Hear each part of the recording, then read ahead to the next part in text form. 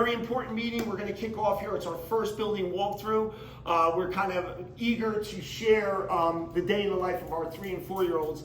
Very young children coming to our district at a very early age. We want to make sure everything is there for them. We want to make sure that the learning environment is safe, secure, happy environment as they enter our classrooms, because we know the happier they are by the appearance of the buildings and the health and the safety is there, the better they're going to learn. So this referendum is very important. We're excited to share it. The bulk of it is about $50 million towards the preschool tear down as well as then build up. That's 24 classrooms and then 11 of them on the foundation structure of the building. We're going to be renovating those as well. The goal is to renovate the health and safety items again, the HVAC, the plumbing, the electricity. In today's world with technology, we have to make sure we have the technology infrastructure as well, which currently we don't have or we could do better on. And that's another important part of what we need to do. The exciting part is we're going to be able to show you firsthand what Oxycocus looks like today, and then you could be able to envision what it's going to look like in the future for our students. We kind of use this as an extra recess spot. A lot of the time the preschool disabilities classrooms will come out here because the bigger playground can be very overwhelming, and they can just have an extra space if they need that time to calm down. Do you want to explain what it's going to look like? So eventually this will have probably also more fencing, things like that. This is the area that will be updated as well. These are the trailer units, so this is where the 2-story building will be. Right now you can see that there isn't as much equipment or ADA equipment out here right now. So these are things that will be updated to kind of help with this space to make it more sensory friendly for our friends, rather than just, right now you can see we have enclosures and things like that. We bring things out such as balls and whatnot, but it'll just help benefit it and expand it a little bit more. Right, so this is going to be our playground Yes. actually for our special education students with adaptive phys ed playground equipment along for as well as for our regular ed students. Yeah. So imagine this as a nice big beautiful playground kind of enclosing this whole area in, because there will be a wing attached, which there will be a main office over here as well. So this will be the middle area of the building with a playground. And if you could see real quick right there, the structure, the solid brick structure ends right there, and then that's where they attach, again, the 5 or 6 trailers, as you can see. In this day and age now, it's 2 years at the most that you could have trailers. Obviously, these have been grandfathered in, but now going forward, it's only 2 years to have these trailers in place if they're not grandfathered in. And then also another thing that is going to be really beneficial with the referendum is safety. So as you can see, the ground is very uneven. We have a big ditch over there. A lot of falls, a lot of boo-boos out here. So it's going to be much better when it is leveled out and much more safe for them. This is Justin as well. He's our architect, by the way, that works with Spiesel. If you have any further questions, he may jump in once in a while as well. As you can see, these are the trailers. This is what I was talking about before. A lot of rodents and things crawl underneath this area, which becomes problematic. Is my classroom right here. You can see up here we've had trouble with leaking over the last couple of years, actually ever since I've been here, but you can see just parts of the trailer are starting to come apart. It causes leaks, it causes issues in our classroom with condensation, and you can also see kind of our windows are also being affected by this, which is also, not great for our little learners in our classroom. Real quick, obviously this is our parking lot. During the school hours, it's very crowded. We have our transportation department that has nowhere to park. Our staff has limited space, so our staff and transportation parks here. When we have parents, visitors, it's hard for them to find a spot. So know that we are also going to be expanding on the other side of Route 9, in the front of the building. We're going to be expanding parking space as well. So our staff has parking, primarily our bus drivers. We want to have a designated area where they can park. So there will be another parking lot in place, in the front of Route 9 for them to park, which allows them room for our staff and our parents to park over here. So parking is problematic. And as you can see the fence in the distance, know that imagine the building, this 2-story addition is going to go out all the way kind of by the fence and come back around this way, where again a main office is going to be constructed as well. So it's going to be like a big square in regards to the building, which will make it better for our students to kind of go to the gym instead of walking all the way around. We thought by enclosing it all, it'll make it easier for our preschool students, because as it is now, we have some of our PSD classes down at this end, there are disability classes. They have to go from this end and walk all the way around to the gym. This way we have a corridor straight across. They'll walk right that way. So it'll be a lot easier for them as well. Yeah, and it's certainly good for security as well. So we're kind of creating a new secure entrance to the building, but also having a separate night entrance to the gymnasium. So there'll be 2 separate entry points. One, if there's night events in the gymnasium, so people can access it, and the rest of the building can easily be closed off. And then once again, kind of a new, very secure main entry. Also providing just better, better flow throughout the entire building. Right now, if you're in the trailer, you got to walk around basically the entire U in order to get to the gymnasium. Now we're providing, full, basically we're connecting everything, so you will have that, much easier circulation.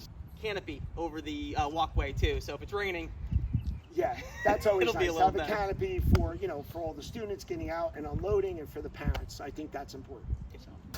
First to point out, with the referendum, we would be getting a new fence, which is very important. When we go in and out of the playground right now, we kind of have it double secured with a bungee cord, because the students or a clip, yeah, because the students do know how to open it. It's right at their level, so if they wanted to go, there's nothing stopping them besides just that little flip. So we have to double secure it at recess time. You can see the rusty trailer hitches where there's 9 of them. I just counted. So 9 trailers pulling in.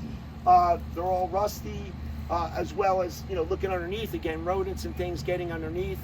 Again, the window structure, a lot of airflow is escaping. It's not conducive, but yeah. The other thing too, because it is a modular building, the entire building is really just on a concrete block foundation at certain kind of pier points. So, and you'll feel it when you actually walk into the building. It's a wood floor. It has a lot of deflection. It's definitely not made to last long term. It's made to be a temporary structure. So obviously it's lived its full useful life. It's been cared for in the most degree possible, but these buildings are not made to last 30 plus years. And it's really time for replacement. It's just outlived its useful life.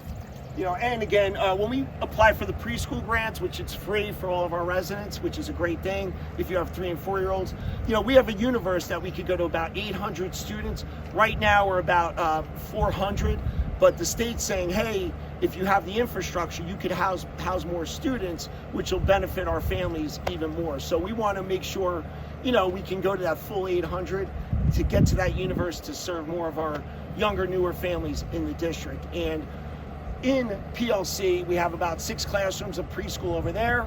At Ocean Acres, we have about 6 preschool classrooms over there. The whole goal is to keep preschool in one building, which this would do. And we're busting at the seams in all of our grade levels. So really, we have no other areas, any more classroom space for any grade levels at this point. We are maxed out. So that's why this is important as well. We need to make room for our 1st, 2nd, 3rd, 4th graders. Over the past 2 years, we just looked it up, not even counting preschool or kindergarten, but we have an influx of about 334 students transferring in over the last 2 years. So you can see right now that it's a long walkway path down to our playground. You can see it's kind of rocky. We do have students, again, with assistive devices to get down to the playground, so this is really not conducive for them to get onto our playground. We do have a little ramp that helps them, but they really need a lot of adult supervision and help, and it really hinders that independence feeling that they get. So right now, that will be something that we'll be working on too, as long as a different entrance. Right now, everyone has to walk all the way around the building to get out, but I believe that we're adding another entrance to our playground. Yeah, and it would help with transition time, and making more doors for us to get out easier. Mm-hmm. It just leaves more learning time for the students, I think, and a lot less room for behaviors to occur, things like that will make the preschool day run a lot smoother, in turn making them happier to be here. So adding things, great, it's an opportunity for us to teach them how to take turns, but they only have a half hour out here to get all of their gross motor time in and be able to get that energy out so we can have a better learning day in the classroom. I agree. And again, like we said, It's not up to date ADA compliance. We do have a communication board, which is great for our special needs students as well. However, again, there's no adaptive equipment for our special needs students, and that's what we want to see here, because at preschool we do have a lot of students preschool disabled that need that special equipment. And currently this is our only equipment that is for our building. I just want to show this real quick. As you can clearly see, this is the brick foundation that is, Oxycocus, that it's going to stay intact, but we're going to renovate it with HVAC, plumbing, electricity, and all the other classrooms, and make them ADA compliant. But you can see this is where the trailer was added 30 plus years ago, where it's a clear divide. And trust me, when you walk on the inside, you can feel the difference. It's very hollow. It almost feels like you're going to fall through.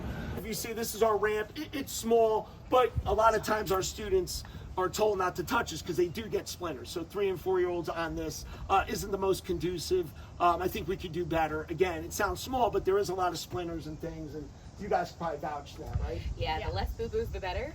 Again, it's really all about making them happy to be here. And when they're constantly falling and tripping, things like splinters, a lot of tears during the day does not make the day go smooth. And they're, it's just one more thing to add to, Help with their safety and happiness while they're at school, make the day and the transitions a little easier for them. All right, so now we're going to go on the inside. Here we go. Okay, so as you can see, we're right now one of our classrooms. This is one of our preschool disability classrooms as well. If you look up, you can see, the structure of the ceiling, which is kind of put together by like little screws, and a lot of times over the years we were having somebody fixing the ceiling tiles every day, all the time. Honestly, it looks like an FRP panel almost. So in terms of acoustics, it's not great either. And for classrooms, acoustics is very important, and making sure that, especially at any school, but in particular for the younger students, having a good acoustics in the classroom. You can see how much my voice is kind of bouncing off all the hard surfaces. You do need some soft surfaces to absorb that, so you don't get that reverb. Lighting, yeah, big one. Obviously, outdated fluorescent lighting. Every single classroom by the end of this project would have LED lighting, energy efficient, and just honestly better for students in terms of just the quality of the lighting in the space. Yeah, because lighting's key. You need to have a bright room so students can learn. That's one, as well as, again, the technology infrastructure. As you can see, we don't have any smart boards up, and smart boards, the chalkboards which you see behind us, that's the old way of instruction. I don't think any school districts anymore have chalkboards. There's technology, big, beautiful smart boards. That would be great to start bringing in at an early age as well. A couple items of note that you'll see kind of throughout the building, which does follow through here. Heights of different fixtures. As you can see, the reason this step stool is here is because this does not meet the height requirements for preschool classrooms in the state of New Jersey. This needs to be down at 27 inches. This is at a full 36-inch height. This actually doesn't even meet regular ADA requirements for a standard classroom, let alone a preschool classroom. And similar thing in the toilet room as well. The lab needs to be at a lower height as well for the students to be able to use it. Yeah, because again, That's why you have a step right now, if you can see, they're using a step stool to get up, and again, they're little. They're 3 and 4 year olds. It's hard. They fall.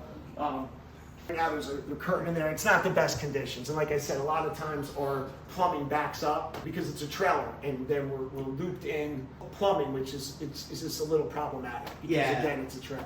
Yeah, and also because this building is kind of on a bit of a platform on those piers, all the piping underneath it is exposed, and it's not meant for long lasting time, especially in a fairly marine environment like we are here in Manahawkin.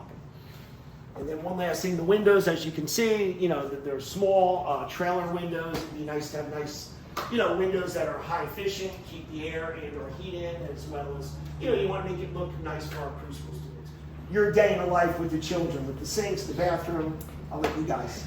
So, as we've spoken, the sink height and the toilet height, every toilet and sink in our building is kind of at a different height level right now. Sometimes they need help, assistance getting onto the toilet because it's too high, because it's not at the appropriate level.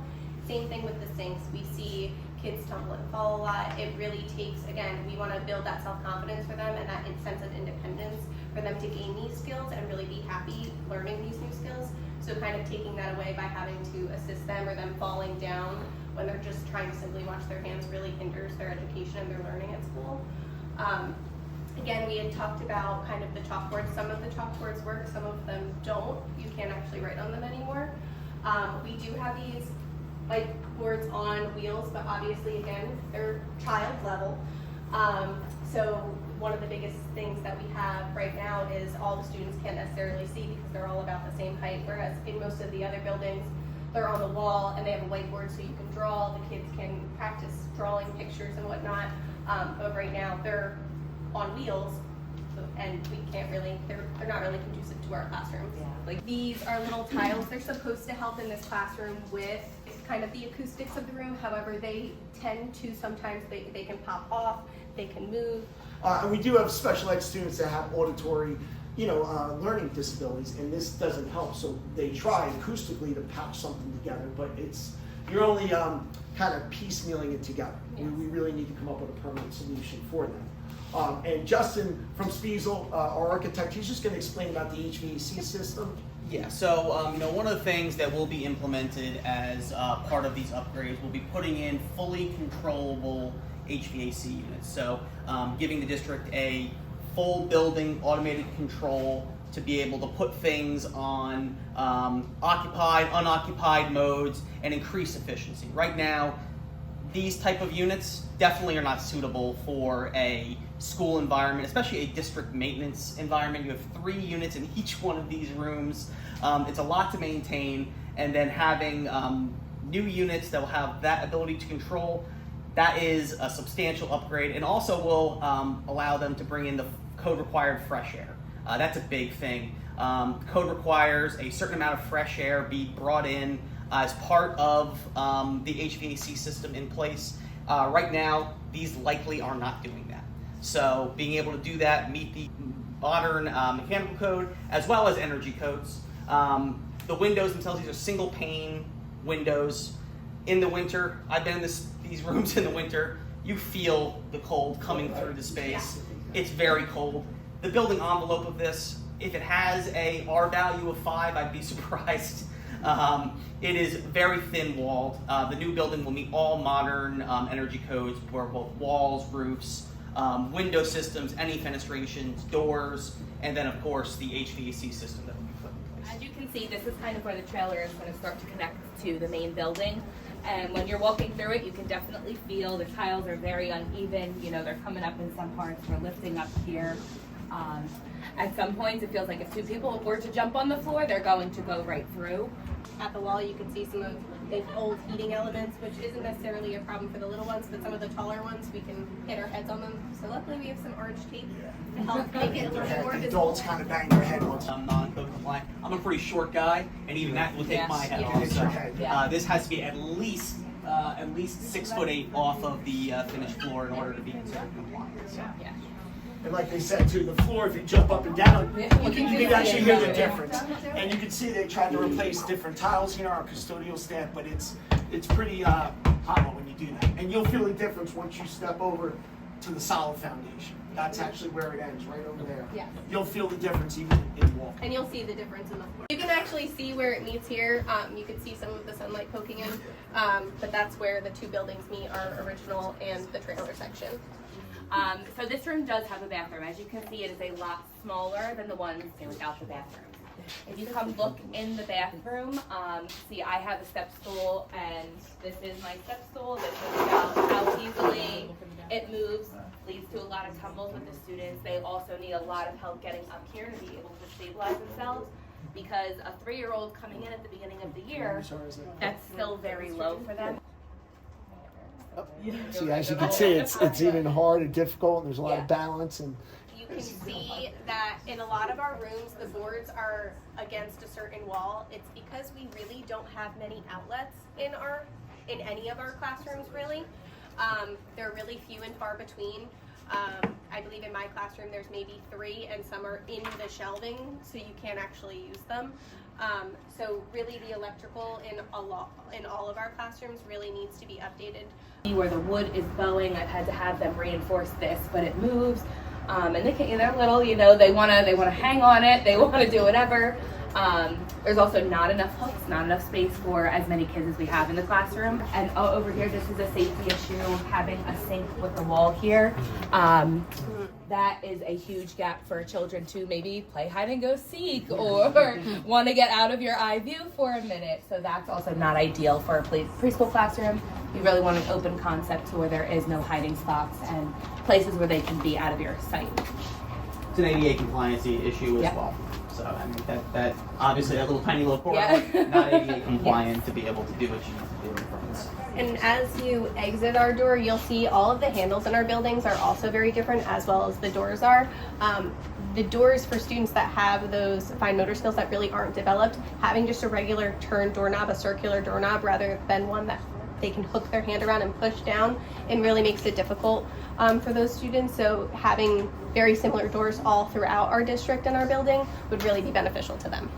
Another ADA issue. Yes. In order to be ADA compliant, you do need to have a lever, not a knob. Kind of where we take students when they're having those really big feelings that they're not able to resolve themselves. They need an extra minute out of the classroom, out of the stimulation to kind of come in, take their deep breaths, flip their brains over back into that nice calm mode so they can come back into the classroom.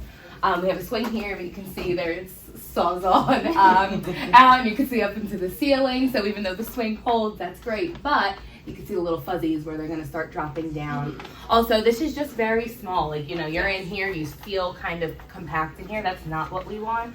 We want this to be that safe, fun environment for them. So we have a beautiful mural, the pads, because they will, they will run around and things like that.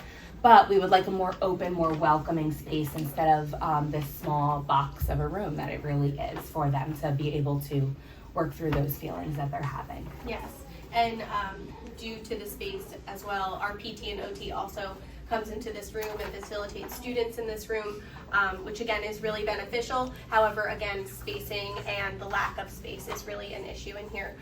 So although we make use of every space that we have in this building, we make it safe, we make it a working environment for them, but it always could be better for them. So yeah, this is, as you can see, all of the classrooms that we have that do not have bathrooms. We have five classrooms that don't have bathrooms. They all share just this bathroom. So during the day, we all eat lunch at the same time. We all wake up from nap at the same time. There's usually a long line. So over here, this is their typical locking doors like an adult would lock. A lot of the times, especially in the beginning of the school year, they do not know how to work the locks. They crawl in and out of the stalls from underneath. There's tears because they're scared. They feel like they're trapped in there because they don't know how to work the locks. Also, walking up here, washing. This is a tripping hazard. A lot of them fall over here. And it's a higher step to be able to even reach the sink. Yes.